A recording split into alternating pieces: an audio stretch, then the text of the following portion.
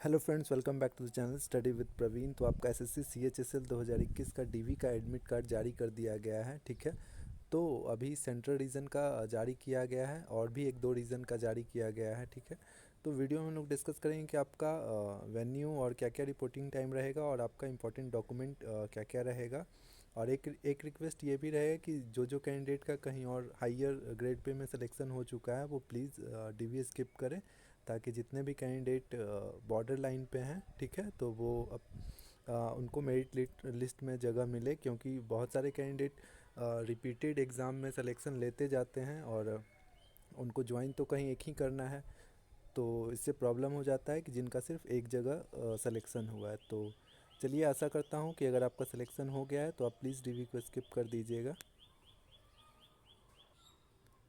तो ये आपका सेंट्रल रीजन का एडमिट कार्ड है। ठीक है, इसमें आप देख सकते हैं कि टोटल डिटेल दिया हुआ है। यहाँ पे आपका roll number, ticket number, date of birth और आप कौन से कैटेगरी से बिलोंग करते हैं। फिर आपका सेंट्रल रीजन का, जैसा कि आपको पता है कि इलाहाबाद में आपका डीवी कंडक्ट कराया जाता है, तो यही सेंटर रहता है। और आपका जो डीवी है इसमें आपका 5 अप्रैल को है, तो इसका आपको सेंट्रल रीजन में 26 तारीख से 6 अप्रैल तक डीवी कंडक्ट कराया जा रहा है। टोटल लगभग 3 शिफ्ट में होता है। ठीक है, जो कि पहला शिफ्ट का रिपोर्टिंग टाइम आपका 9 बजे है। फिर आपका शायद दूसरा शिफ्ट का होगा, फिर तीसरा शिफ्ट का होगा। ठीक है, तो आप अपने एडमिट कार्ड पे फाइंड कर सकते हैं कि आपका रिपोर्टिंग टाइम क्या है और यहाँ पे आपका बैच नंबर है। फिर इसमें इंस्ट्रक्शन कुछ है जिसको आप ध्यान से पढ़ लीजिएगा, और मैं बता देता हूँ कि क्या क्या आपका इम्पोर्टेंट इंस्ट्रक्शन है इसमें। तो आपका दूसरा इंस्ट्रक्शन सबसे इम्पॉर्टेंट है कि आपका जब डीवी कंडक्ट कराया जाएगा तो वहाँ से आपको ऑप्शन फॉर्म भरवाया जाएगा। ठीक है, तो उसको आप ध्यान से भरिएगा।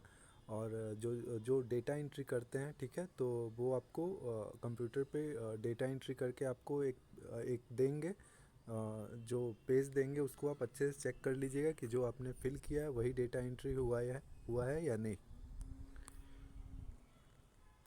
और आपको इम्पोर्टेंट डॉक्यूमेंट जो लगेगा वो आपका 10th का पासिंग लगेगा और मार्कशीट लगेगा। ठीक है, सिमिलरली आपका 12th का आपका पासिंग और मार्कशीट लगेगा। ओबीसी के लिए ओबीसी कैटेगरी सर्टिफिकेट लगेगा, जो 3 साल से पुराना नहीं होना चाहिए। और आपका जो क्रूशियल डेट है उससे पहले पहले का होना चाहिए। अगर बाद का देते हैं तो आपको फिर प्रोविज़नल मिलेगा, आपको एक फॉर्म फिलअप कराया जाएगा। ठीक है, कि आपका ओबीसी सर्टिफिकेट क्रूशियल डेट के बाद का है। और आपका एससी एसटी ईडब्ल्यूएस में आपका कोई क्रूशियल डेट नहीं होता है, तो ईडब्ल्यूएस में आपका फाइनेंशियल ईयर और वैलिड ईयरशिप सही होना चाहिए। और एससी एसटी के लिए कोई सा भी डेट का बना हुआ है तो कोई प्रॉब्लम नहीं होगा आपको। एक बात और इसमें मैं बताना चाहूँगा कि बहुत सारे कैंडिडेट को जिस डेट में जिनका डीवी है उसी डेट में कोई एग्ज़ाम है या कोई और कारण से अगर वो नहीं जा पाते हैं, ठीक है, तो जो आपका कारण है तो उससे पहले भी आप डीवी करा सकते हैं। जैसे मान लिया जाए कि सेंट्रल रीजन में डीवी चलने वाला है 26 मार्च से आपका 6 अप्रैल तक। ठीक है, तो आपका 26 से जैसे मान लिया जाए कि आपका जो डीवी है वो 30 तारीख को है। ठीक है, तो आप 27 या 28 या 29, कोई भी, मतलब जो आपका डेट है उससे पहले जाकर, ठीक है, आप रिक्वेस्ट करिएगा। डॉक्यूमेंट साथ में ले जाइएगा कि आपका एग्ज़ाम है तो एडमिट कार्ड ले लीजिएगा। उसमें आपका डीवी 1-2 दिन पहले भी कराया जा सकता है, इसमें कोई प्रॉब्लम नहीं है। ठीक है, तो जिनका जिनका भी कोई प्रॉब्लम है तो वो 1-2 दिन पहले भी जाके डीवी अपना करा सकते हैं। जो कैंडिडेट कहीं और ऑलरेडी वर्किंग है, ठीक है, तो उनको एनओसी लाना पड़ेगा, नो ऑब्जेक्शन सर्टिफिकेट, जो कि वहाँ आपको प्रोवाइड करना पड़ेगा।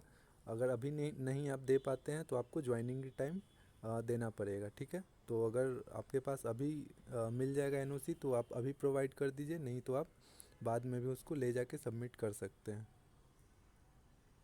तो डॉक्यूमेंट आप एक बार और चेक कर लीजिएगा। ठीक है, आपके पास ओबीसी सर्टिफिकेट होना चाहिए, ठीक है, जो कि 3 साल से पुराना नहीं होना चाहिए। अगर आप कैटेगरी में ईडब्ल्यूएस हैं तो ईडब्ल्यूएस सर्टिफिकेट आपको जो ऑनलाइन बनता है वो ऑनलाइन वाला भी ले जा सकते हैं। अगर आपका ऑफलाइन बना है तो ऑफलाइन वाला भी चलेगा। ठीक है, इसमें कोई प्रॉब्लम नहीं है कि आपका उसी फॉर्मेट में होना चाहिए, उससे कोई मतलब नहीं है। अगर आपके पास ऑनलाइन वाला है तो डिजिटली साइन वाला तो वही चलेगा। फिर आपका, जैसे मैं बताया, 10th का पासिंग और आपका मार्कशीट और पासिंग सर्टिफिकेट। फिर आपका 12th का पासिंग और मार्कशीट। ठीक है, अगर आप ग्रेजुएट हैं तो ग्रेजुएट का ले जाइएगा, बट ग्रेजुएट का लेते नहीं है, ये ऑप्शनल है। तो रीज़न टू रीज़न वेरी करेगा, कोई कोई रीज़न में आपका एक्सेप्ट करते हैं ग्रेजुएशन का सर्टिफिकेट, कोई कोई रीज़न में नहीं एक्सेप्ट करते हैं, ठीक है। तो वो आप ले जाइएगा, अगर एक्सेप्ट करेंगे तो आप दे दीजिएगा। सभी का आप 2 फोटोकॉपी ले जाइएगा और सब पे सेल्फ अटेस्टेड कर दीजिएगा। वहाँ जाके आप सेल्फ अटेस्ट कर लीजिएगा। जिस दिन आपका डीवी डेट है उस दिन डेट और सिग्नेचर वहाँ पे देना पड़ेगा। आपको एक वैलिड आईडी प्रूफ चाहिए और 3-4 फ़ोटो ले लीजिएगा, ठीक है। ये आपका एनआर रीज़न का मैं ऑलरेडी कम्युनिटी बॉक्स में पोस्ट कर दिया था कि आपका 27 तारीख से डीवी स्टार्ट है। तो आप एनआर रीज़न का वेबसाइट चेक करते रहिएगा, वहीं पे आपको एडमिट कार्ड डाउनलोड करने का लिंक आएगा। और अगर कोई रीज़न का अभी तक नहीं आया है तो आप शाम तक वेट करिए, या कल तक डेफिनेटली सभी रीज़न का जारी कर दिया जाएगा। और एडमिट कार्ड भी आप डाउनलोड कर सकते हैं, नहीं तो जिस दिन आपका डीवी कंडक्ट कराया जाएगा उससे 4 दिन पहले तो डेफिनेटली आ जाएगा, ठीक है। तो चलिए, जिनका जिनका भी हायर ग्रेड पे में हुआ है वो प्लीज़ डीवी को स्किप कर दे। Thank you so much for watching this video. Have a nice day.